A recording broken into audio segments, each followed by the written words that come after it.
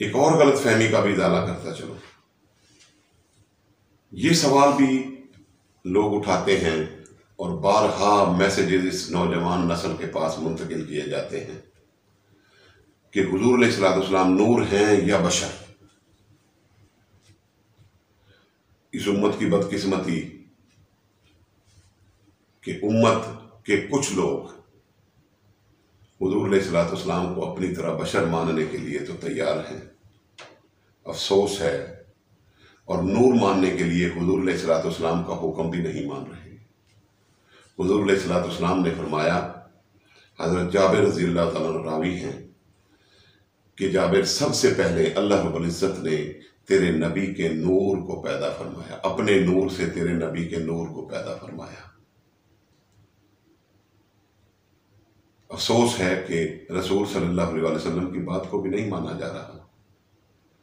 आप लोगों की तहकीक इतनी सच्ची और सुच्ची हो गई है, अफसोस है।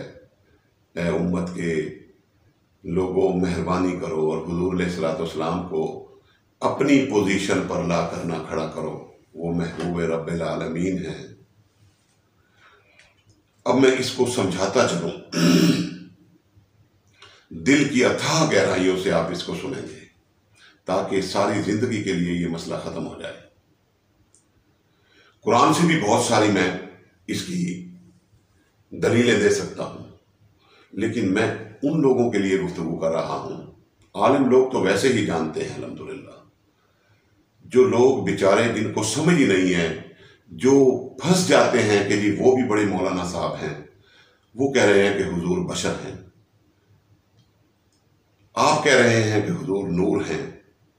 हमारी इस उम्मत की बदकिस्मती और जाहिल दर्स देने वालों का ये हाल है कि उन्होंने ये कहना शुरू कर दिया है कि या तो हुजूर अलैहिस्सलाम को नूर माने या बशर माने, जबकि मेरे आका सल्लल्लाहु अलैहि वसल्लम को अल्लाह रब्बुल इज़्ज़त ने नूरानियत से भी नवाजा और बशरियत से भी नवाजा। हुजूर अलैहिस्सलाम नूर भी हैं और बशरियत की शान से भी अल्लाह रब्बुल इज़्ज़त ने नवाजा, लेकिन बशरियत वो नहीं है जो हम बशरियत रखते हैं। मेरे आका की बशरियत भी बहुत से नूरों से अफजल है। ये बशरियत ही तो है जिसका साया नहीं है। हाय हाय हाय, ये बशरियत ही है ना। इस जिस्म को ही बशरियत कह रहे हो ना। ये बशरियत ही है जिसका जमीन पर साया ही नहीं है। इसके बारे में मैं बाद में गुफ्तगू करूंगा कि हुजूर अलैहिस्सलाम का साया मुबारक क्यों नहीं था, साया क्यों नहीं था, इसे बाद में गुफ्तगू करूंगा। पहले मैं ये मसला आपको समझाता चलूं कि हुजूर अलैहिस्सलाम नूर हैं या बशर हैं। अब एक चीज को अच्छे तरीके से आप समझ लें, ये जो लफ्ज या लगाया गया है ये अमूमन दो जगहों पे इस्तेमाल होता है। एक निदाई कलमे में होता है कि हम निदा देते हैं, जैसे कहते हैं या रसूल अल्लाह, तो ये या का लफ्ज लगता है, ये तो निदाई कलमा हो गया। और यहां जो ये लफ्ज लगा है या, ये दो मुतजाद चीजों के फर्क को वाजे करने के लिए लगता है या का लफ्ज। मसलन दिन है या रात, ये या का लफ्ज समझा रहा हूं कि या क्या होता है और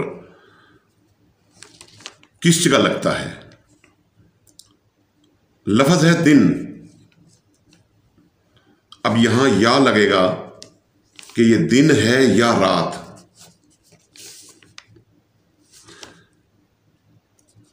सफेद है या काला, दोनों मुतजाद चीजें हैं। ठंडा है या गर्म,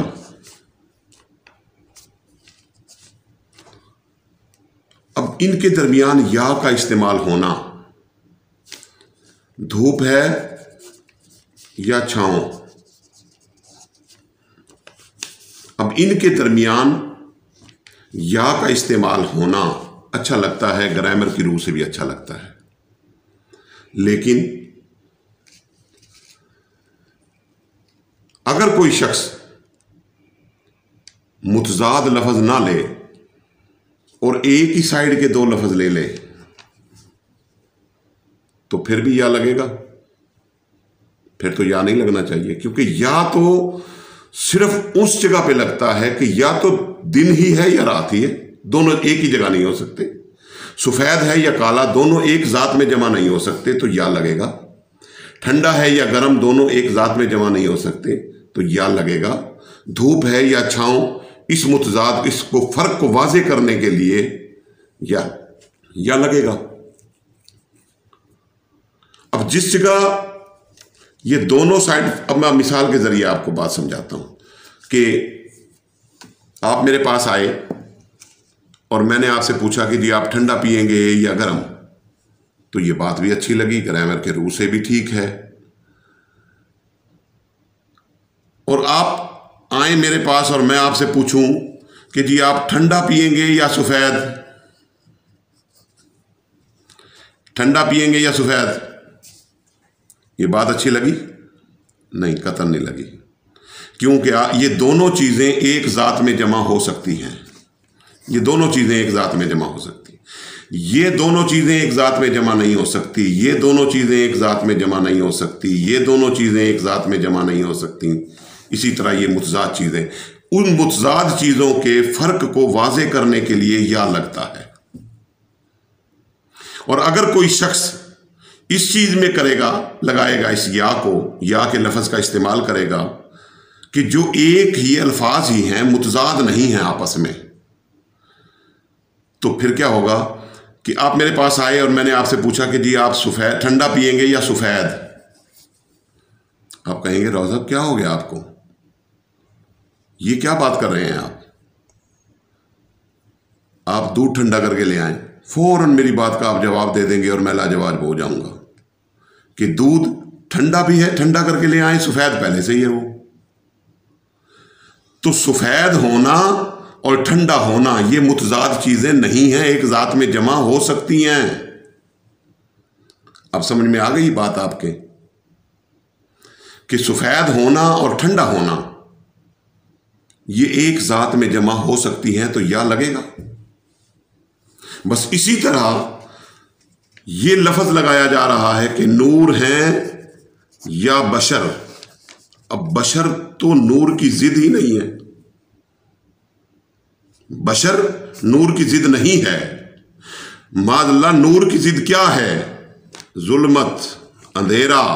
नूर रोशनी को कहते हैं, जुल्मत अंधेरे को कहते हैं। अगर नूर का मुतजाद लफज ही लेकर आना है तो माज़अल्लाह अस्तगफिरुल्लाह अज़ीम, फिर बदबख्ती पर आओ तो पूरी तरह आओ, फिर जुल्मत का लफज लेकर आना पड़ेगा आपको। अस्तगफिरुल्लाह अज़ीम। या का लफज नूर हैं या बशर, ये लगता ही नहीं है। पता चलता है कि मामला इल्मी नहीं है, बल्कि मामला जहालत पर मबनी और ग्रामर से नावाकफी का नतीजा है।